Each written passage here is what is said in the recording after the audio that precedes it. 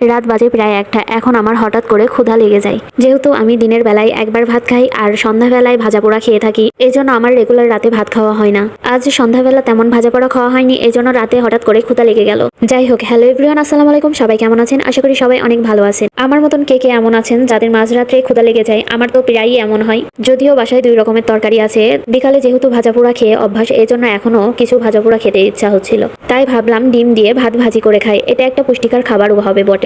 এই ভাত ভাজি সাধারণত সবাই করতে পারে। প্রথমে আমি ঝাল পেঁয়াজগুলো কেটে একটি পরিষ্কার পাত্রে তেল গরম করে তার মধ্যে ঝাল পেঁয়াজগুলো ভালোভাবে ভেজে নিব।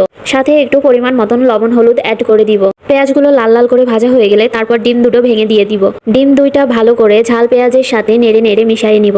আমার যখনই ভাজা পোড়া বা ফ্রাইড রাইস খাইতে ইচ্ছা করে তখনই আমি এইভাবে শর্টকাটে ভাত ভাজি করে নিই। এটাকে বলে ঝটপট রান্না বা চুড়াই রান্না। ঝাল পেঁয়াজ ডিম ভালোভাবে ভাজা হয়ে গেলে এরপরে আমি ভাতগুলো দিয়ে ভালো করে নেড়ে চেড়ে নিব। চুলোর আঁচটা বাড়িয়ে এভাবে আমি ভালো করে নেড়ে চেড়ে সব ভাতগুলো ভেজে নিব। আমি এখন যে এলাকাতে আছি সে এলাকার প্রায় সব মানুষই এখন ঘুম, আর এত রাতে আমি রান্নাঘরে ভাত ভাজি করছি। আমার একটু একটু ভয়ও করছিল বটে, মনে হচ্ছিল যেন পিছন থেকে ভূত এসে আমাকে ঠেসে না ধরে। কি করব, ভাবলাম একটু খেয়েই শুই, যেহেতু কাল খেতে খেতে আবার 3টা 4টা বেজে যাবে। আমার ভাত পারফেক্ট ভাবে ভাজা হয়ে গিয়েছে আর আমি ভাত খেতে বসেও গিয়েছি।